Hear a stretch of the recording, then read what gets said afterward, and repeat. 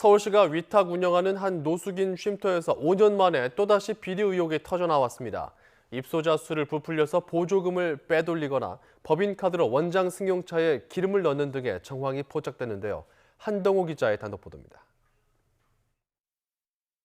갈 곳 없는 노숙인들의 밥값까지 가로챈 쉼터 원장이 적발됐습니다. 지난 2014년 서울의 대표적인 노숙인 자활시설인 양평쉼터는 경찰 수사로 홍역을 치렀습니다. 당시 원장이 이른바 카드깡을 이용해 서울시의 급식 보조금 1억 2천만 원을 빼돌린 사실이 드러났습니다.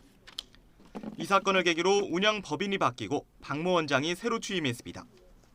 하지만 쉼터 내부의 상황은 달라지지 않았고 결국 5년 만에 다시 비리 의혹들이 터져나왔습니다.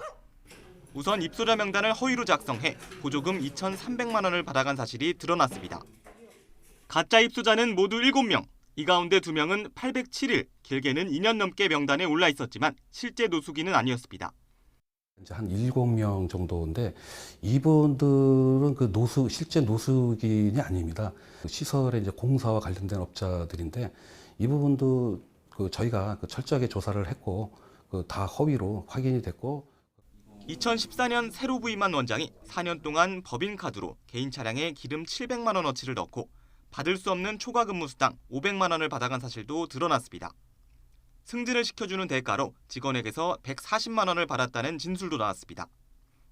이런 식으로 빼돌려진 금액은 2억 8천만 원에 이르는 것으로 추정됐습니다. 서울시는 건물 공사비와 자판기 수익금, 식자재 업체와의 급식비 거래 과정에서도 비리가 저질러졌을 가능성이 큰 것으로 보고 경찰에 고발했습니다. 해당 쉼터는 허위 입소 사실은 인정했지만 공사비를 부풀리거나 웃돈을 받은 적은 없다고 부인했습니다. 매년 축구 대회가 있어요. 그냥 축구 잘하시는 분들 그냥 입소해서 같이 축구를 했었고 생활을 안 했던 부분에 저희가 그런 부분에 대해서는 인정을 했지만 그분들에 대한 급식비를 리미트를 해서 업체한테 줬다 그런 건 아니에요 사실. 2017년엔 노숙인 우수 사업으로 보건복지부 장관의 표창을 받기도 했던 서울시립 양평쉼터. 어려운 이웃을 돕자는 취지로 만들어진 노숙자 쉼터가 국민의 세금을 빼돌린 수단으로 악용된 건 아닌지 철저한 수사가 필요해 보입니다. YTN 한동우입니다.